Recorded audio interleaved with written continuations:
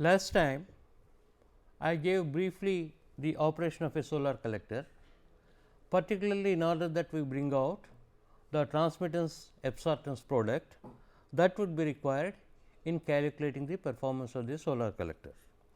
Basically, the solar collector consists of an absorber with fluid passages, which are pipes, and then housed in a box, the bottom of which is insulated, so that the back losses are reduced, and there may be one or two glass covers, so that the convective and radiative transfer loss of heat is reduced.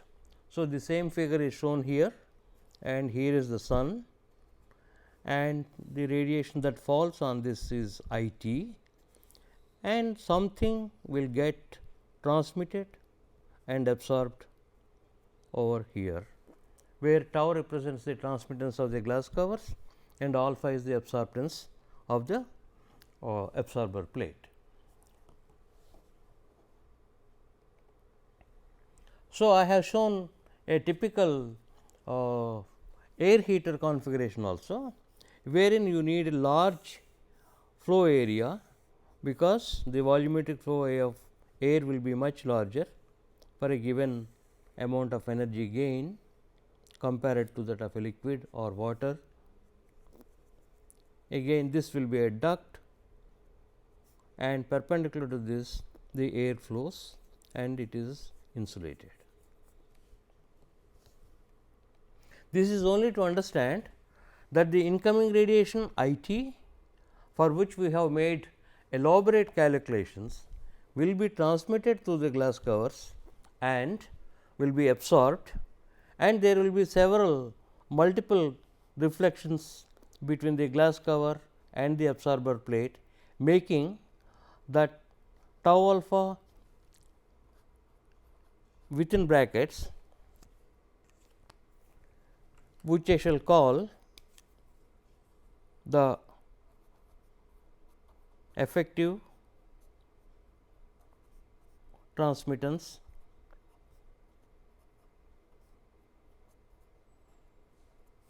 absorptance product.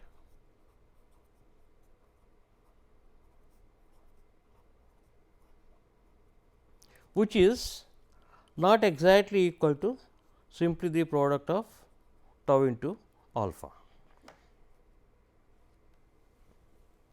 We also have given the energy balance equation for the solar collector, which says that useful energy gain from a collector of area A c is given by the absorbed energy I t tau alpha minus the losses taking place from the plate temperature T p to the ambient T a.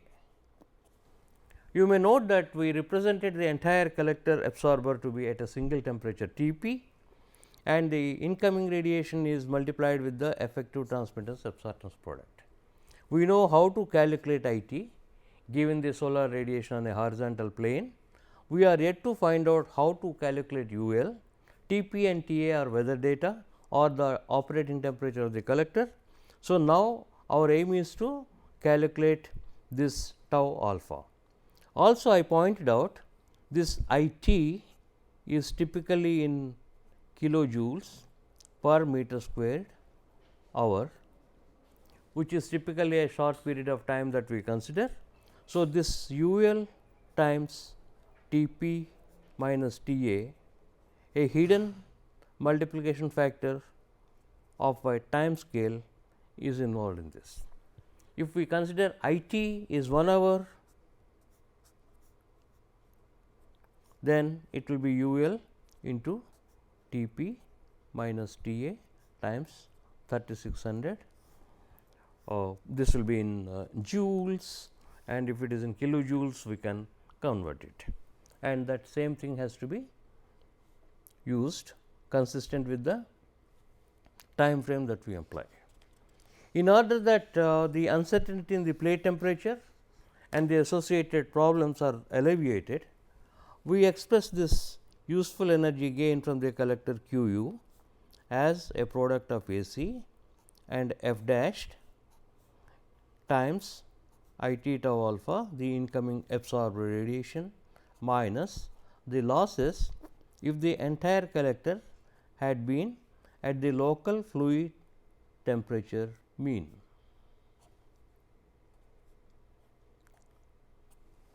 So, instead of T p I represented T f m. So, this is an underestimate. So, to compensate that, this f dashed, the collector efficiency factor, is introduced. We shall have the definition little later. And further, again this T f m f dashed is actual energy gain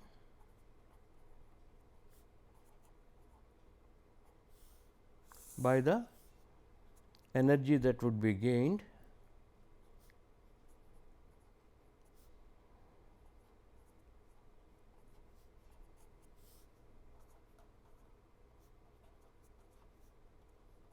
if the collector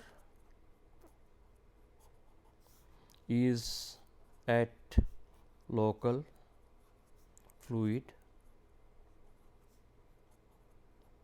temperature. In other words, this represents the energy that would be gained by the solar collector if the heat transfer coefficient between the fluid and the passage is infinity. To avoid this uncertainty of the mean fluid temperature, this is further refined as Q u A c, a factor f r instead of f dashed times the absorbed energy minus u L into T f at the inlet minus T a. So, T f I is a single point temperature. So, there can't be any uncertainty whether it is the average of the inlet and the outlet or the temperature at the average position, etc. So, now F r will be defined as actual energy gain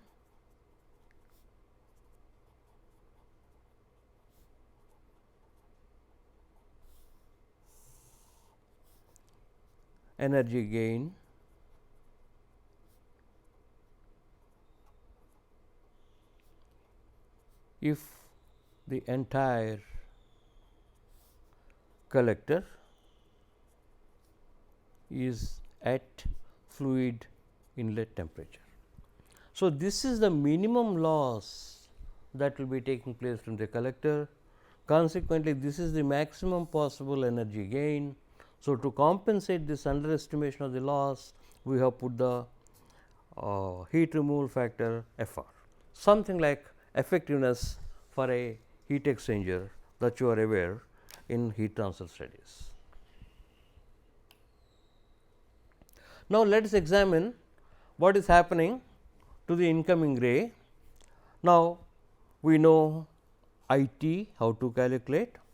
Now, we are set about to calculate tau alpha, that is the effective transmittance absorptance product. If this is your absorber and this is the glass plate, my incident solar ray of I t will be penetrating, and if that is a unity, this will be tau alpha into I t will be absorbed, a part of it will be reflected, which will be 1 minus alpha into tau into of course I t. Again this process keeps on happening, this will be 1 minus alpha into rho tau into I t. The reflectivity of the glass surface is rho. So, a part of it will be reflected. So, this continues, and if you sum up the total absorbed energy or the effective transmittance absorptance product,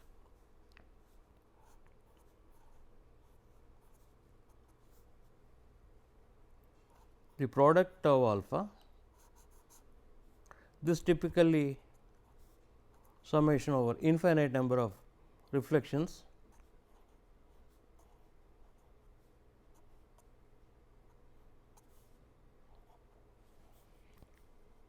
this should be equal to tau alpha by binomial expansion 1 minus alpha times rho t.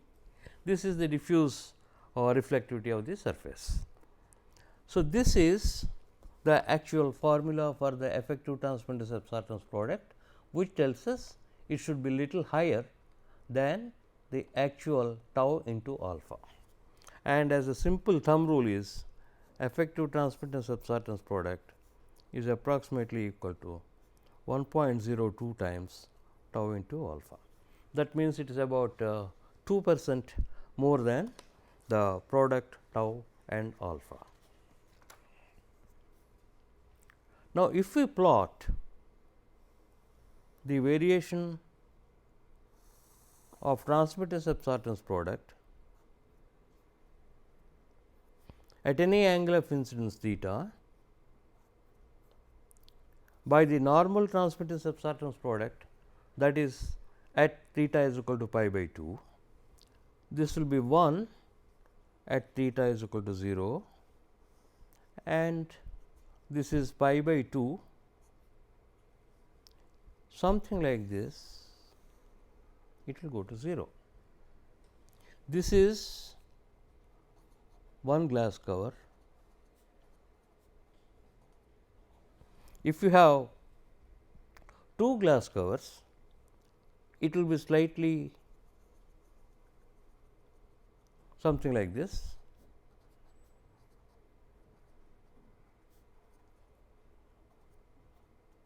A simple minded calculation will be tau into alpha, which will be less than tau into alpha. Consequently, the effective transmittance absorptance product for two glass covers will be less than one glass cover.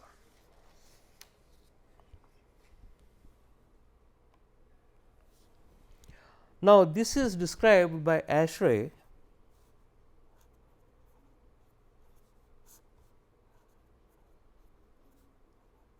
Now, this reference to tau alpha n, that is the transmittance absorptance product at normal incidence, is a material property. Okay, that will be the highest for the given material or glass cover and the absorber.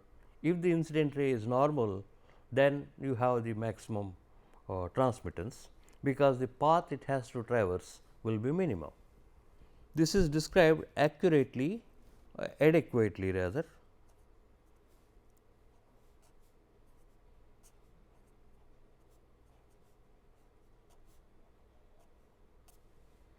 for 0 then theta less than 60 degrees equal to, and this B 0 is called the incidence angle modifier coefficient.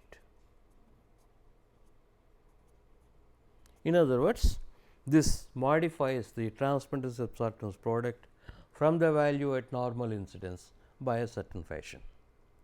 However, there was no description for theta greater than 60 degrees. We proposed at IIT Kharagpur. This can be given by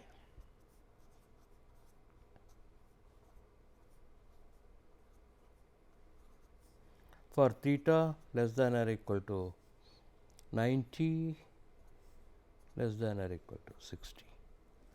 This is if you put theta is equal to 60 degrees, that will be 1/2, which will be 1 plus B 0, which is the same as the first one, and at theta is equal to pi by 2, it will be 0.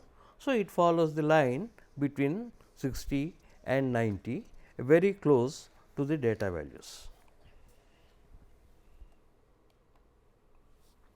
And the typical values for B 0 are minus 0.1 for one glass cover,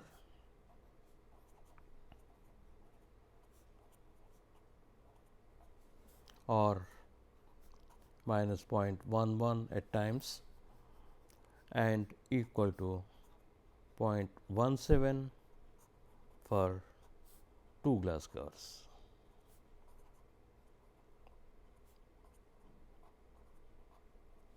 So, what we have now is tau alpha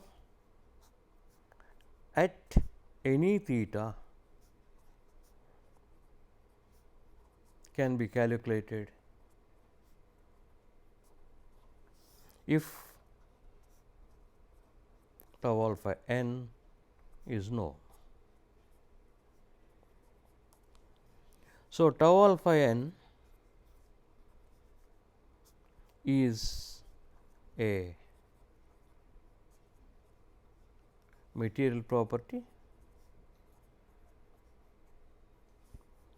assumed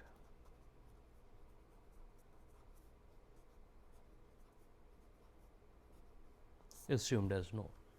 So, we know the transmittance absorptance product at normal incidence and we can calculate at any other angle of incidence with this law, which contains the incidence angle modifier coefficient B 0 and which will take on the value of minus 0.11 or minus 0.17 depending upon one glass cover or two glass covers.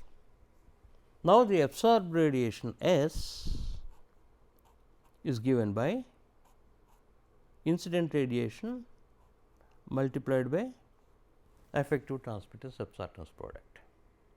Now, we know that this I T comprises of direct radiation,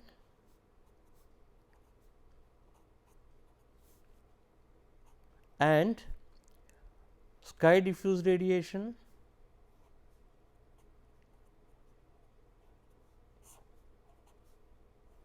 plus ground reflected radiation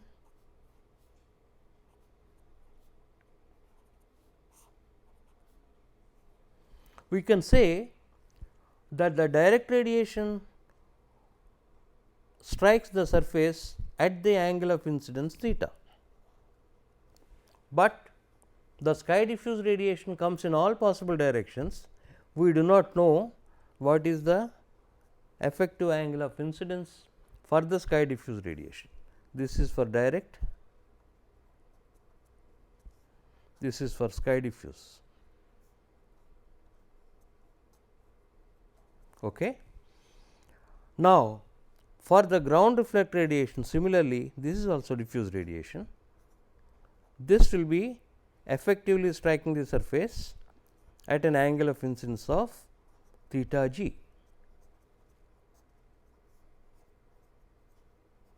We have no idea of what is theta d and what is theta g, but for a given hour, day, location and orientation of the collector, we can calculate the angle of incidence at which the direct radiation strikes.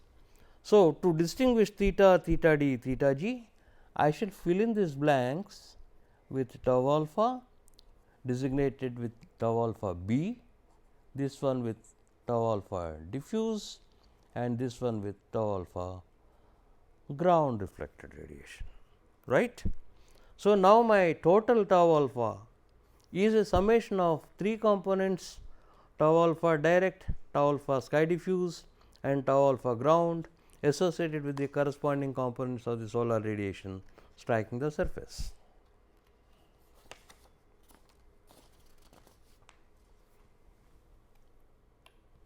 So, Brandmuir and Beckman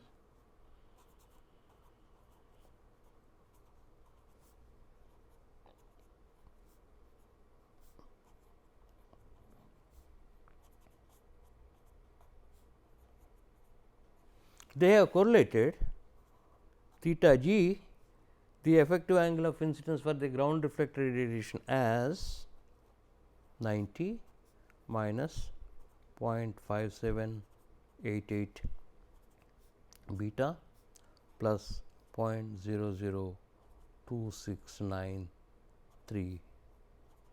beta square, where beta is in degrees the slope of the collector.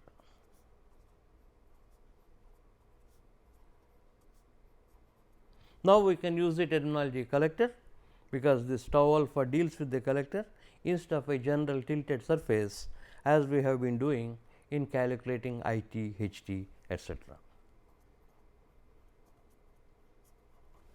Similarly, the effective angle of incidence for diffuse radiation is given by 59.68 minus 0.1388 beta plus 0.001497 beta square.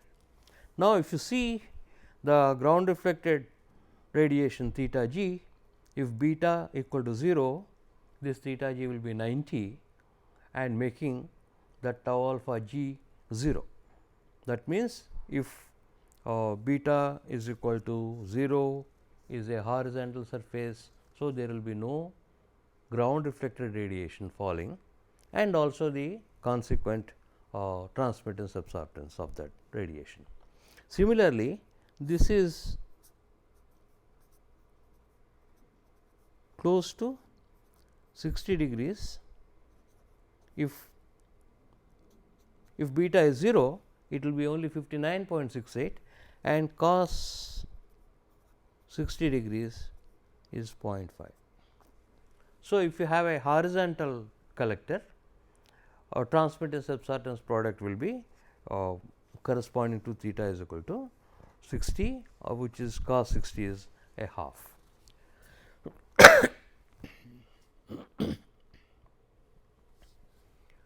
So, now we have to evaluate, bear in mind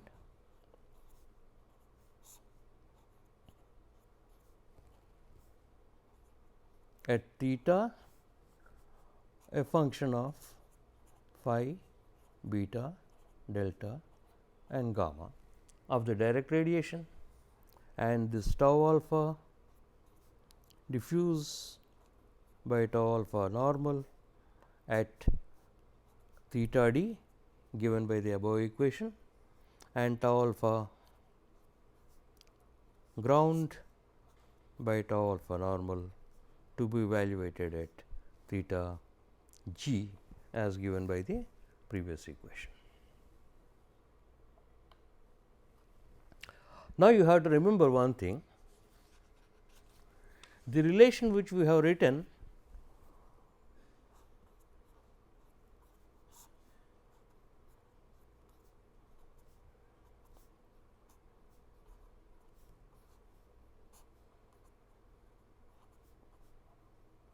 or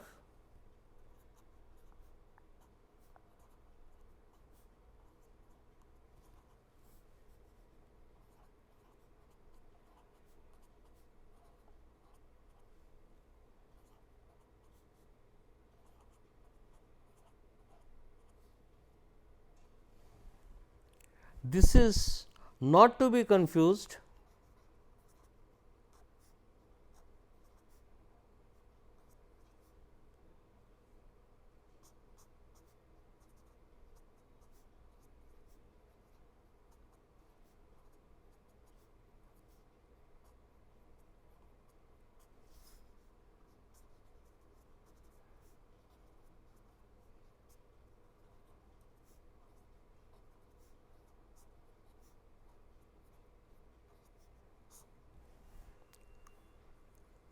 it is not just for the overall transmittance absorptance product, it is a property how transmittance absorptance product ratio with the transmittance absorptance product at normal incidence. The same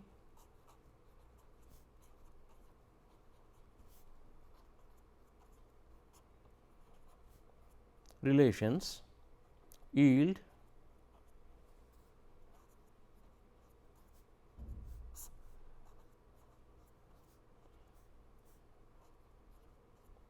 all the ratios of direct transmittance absorptance product tau alpha g upon tau alpha normal, tau alpha d upon tau alpha normal when theta A, theta B, theta G or theta D. So, you use theta B, you will get tau alpha B by tau alpha n.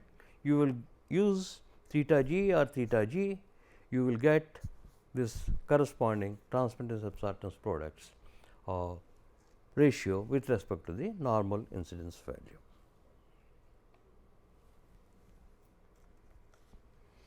So, it is not difficult when once, because theta D and theta G, the correlations are available which have been developed by Brian, Mueller and Beckman. So, you can calculate tau alpha at any instance time of the day or the location, calculating theta D and theta G. Fortunately, they depend only on your slope of the collector beta and nothing else, and one can calculate this transmittance absorptance product effective. Now, how do we do or calculate daily or monthly average daily transmittance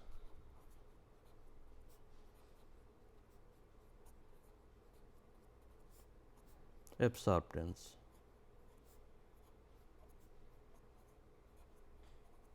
product?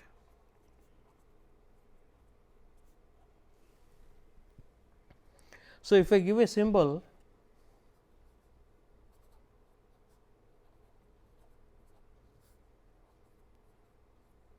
like we had R B bar and R bar, if H T is the daily radiation falling on the collector surface, that multiplied by effective transmittance absorptance product for the day, I should be able to get it as a summation from sunrise to sunset of I T tau alpha. This should be equal to summation of the direct radiation component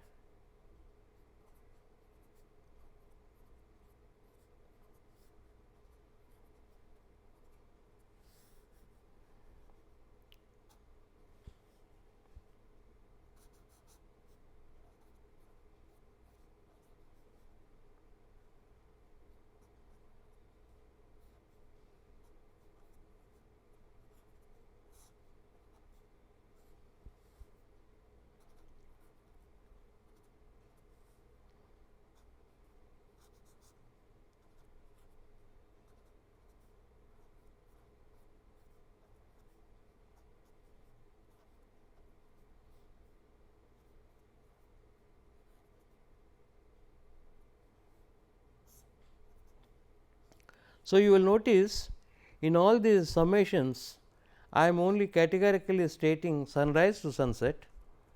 Now, we know that this will be for the apparent sunrise to sunset, whereas these two components will be from physical sunrise to sunset.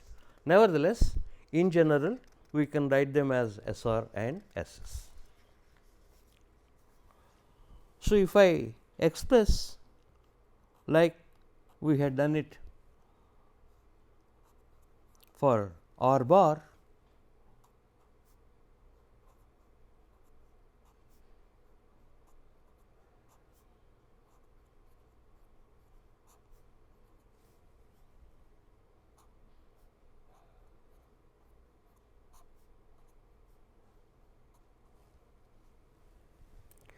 this need not be a bar.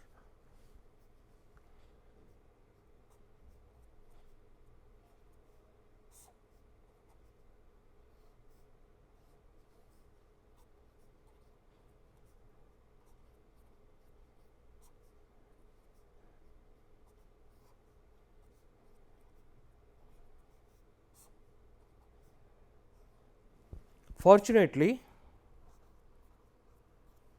tau alpha bar D, tau alpha bar G same as tau alpha D or tau alpha G for a given beta. Since it is only a function of slope of the collector, it does not change from hour to hour.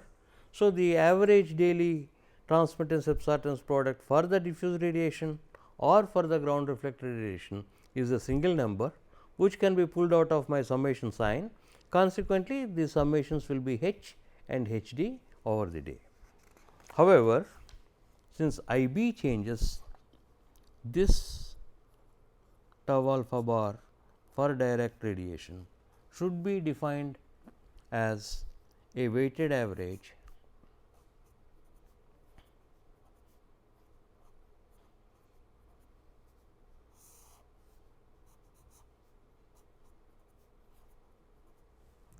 this is the absorbed direct radiation by the absorbed radiation falling on the collector, which will give you the average transmittance absorptance product for the direct radiation.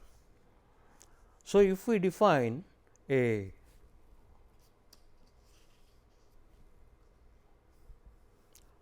overall tau alpha bar upon, now I have divided throughout with tau alpha n for normalizing.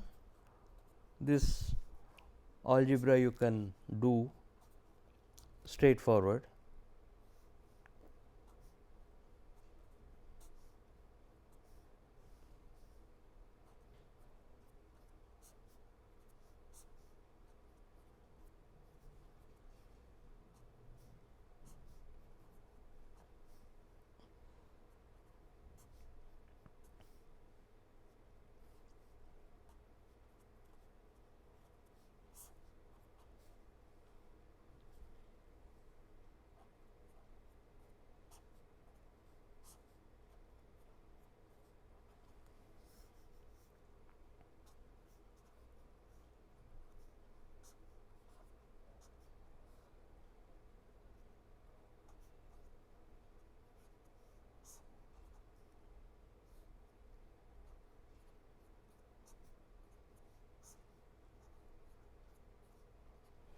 What we have done is divided throughout with tau alpha normal to make them the ratios of tau alpha bar b by tau alpha n, tau alpha bar d by tau alpha n and tau alpha bar g by tau alpha n.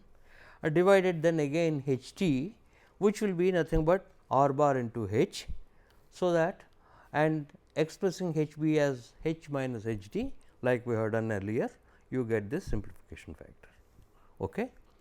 Now, this needs to be evaluated with the data as a weighted average of each hourly value.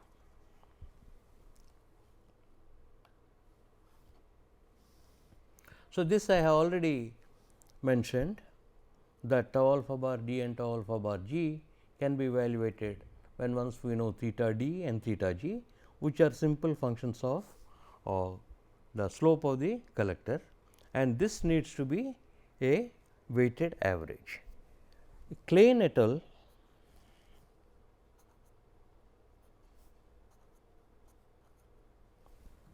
Have evaluated this tau alpha bar b by tau alpha n given by sigma I b r b tau alpha b upon tau alpha n, again sunrise to sunset appropriate by I b r b sunrise to sunset.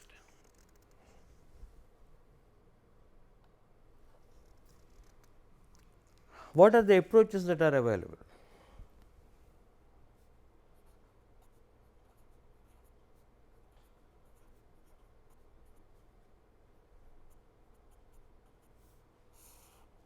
Use data.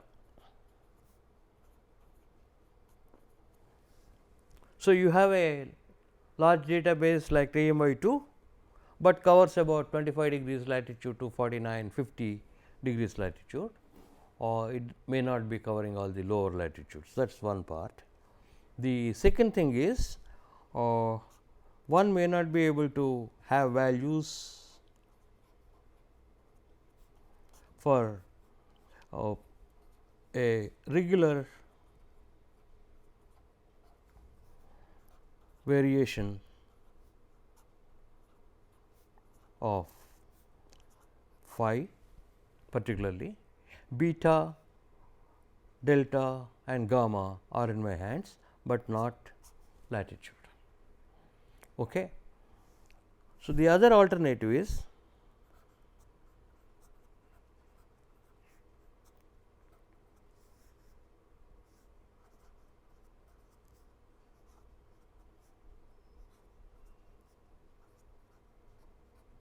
RT and RD correlations can be used, right, where you have got RT is pi by 24 a plus b cos omega times cos omega minus cos omega s by sin omega s minus omega s sin cos omega s. You can check this relation. Similarly, R d is pi by 24 times cos omega minus cos omega s by sin omega s minus omega s cos omega s. So, I b, as we had done earlier,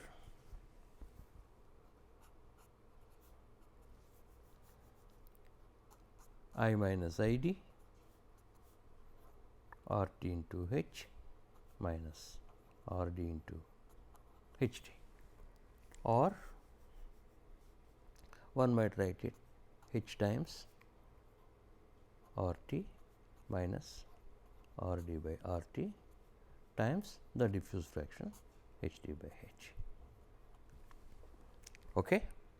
So, now from this relation, this is our standard symbol which we have been using as df, the diffuse fraction. So, I can expect in general tau alpha bar b upon tau alpha normal a function of phi, of course, beta, delta, gamma and n g. This what I will call it the number of glass covers.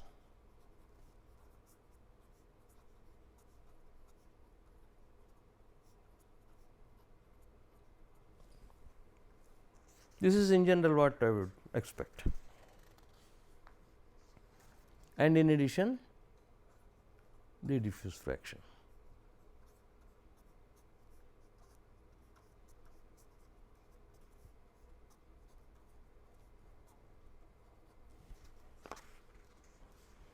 So, having got this tau alpha bar b by tau alpha n number, whether it is calculated using the data or whether it is calculating R t and R d correlations, they have put back in the relation for tau alpha by tau alpha normal and found theta b, because it is a day. This is the theta b bar, the so called effective angle of incidence for direct radiation. Okay. So, if you have got this, and now as I claimed, this should in general be a function of phi, beta, delta, gamma, df and ng.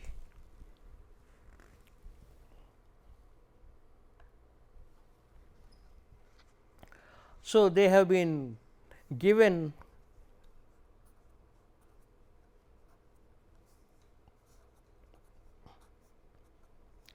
plots were given as a function of phi, beta, delta, and gamma only. The dependence on the climate or the diffuse fraction or the number of glass covers is not available in those plots. So, they typically look something like this.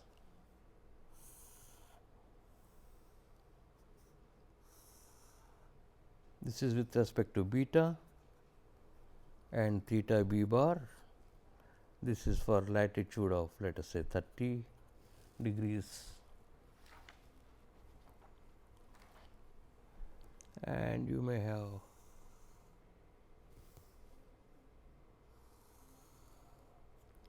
this is for December, this is for June. So, in between November etcetera, depending upon the decreasing order of magnitude of declination, they will be appearing, and this is for gamma equal to 0. So, you have several plots for phi is equal to 20, 30, 40, 50 and perhaps 60 and 70 also. Similarly, gamma is equal to 0, 15, so on and so forth, and the beta 0 to 90 degrees. So, this tau alpha bar b by tau alpha n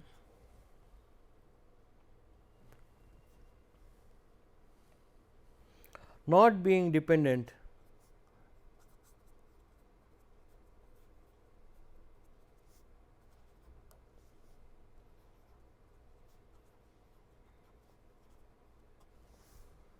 one possibility is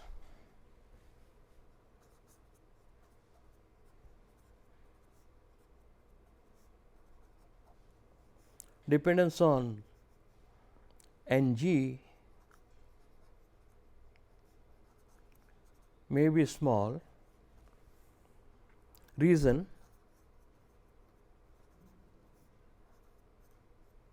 tau alpha changes, tau alpha normal also changes. So,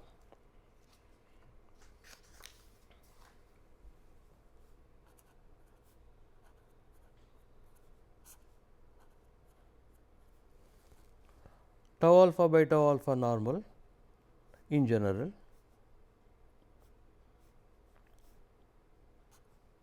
average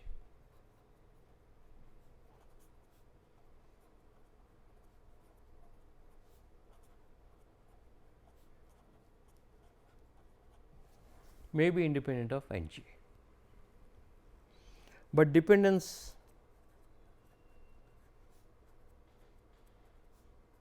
on d f needs to be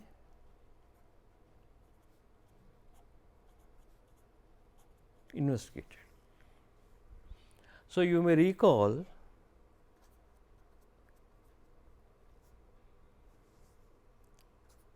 R b bar t a function of d f and varies by 10 to 15% compared to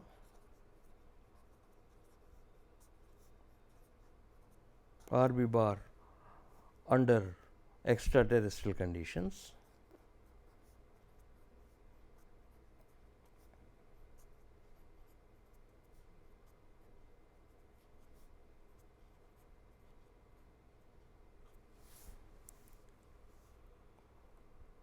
So, can we not expect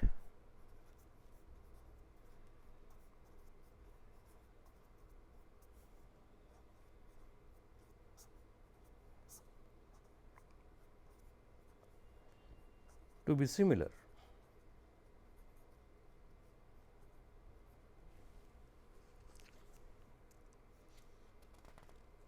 So, what we try to do in this lecture is essentially we have given the useful energy gain equation for a solar collector, particularly a flat plate solar collector.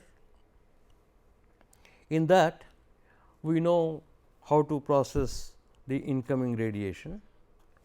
Then we identified that there is a optical property, transmittance absorptance product, comprises of 3 components for the direct radiation and for the diffuse radiation and the ground reflected radiation. This tau alpha d and tau alpha g occur at effectively at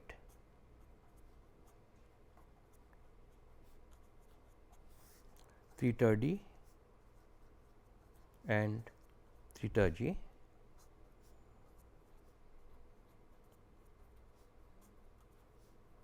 correlated by Brand-Muir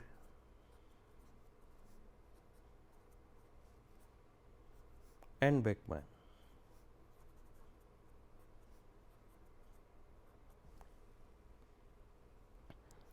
Klein produced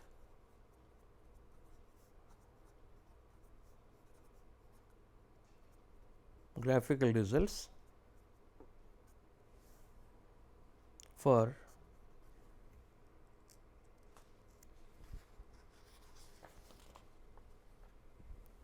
theta b bar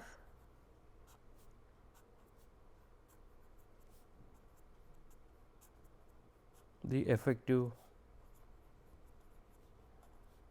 angle of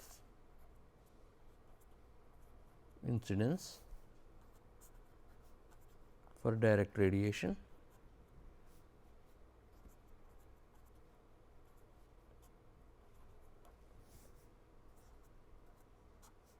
as a function of latitude of the location, slope of the collector, the month and the azimuthal angle. But in general, theta b bar can be expected to be a function of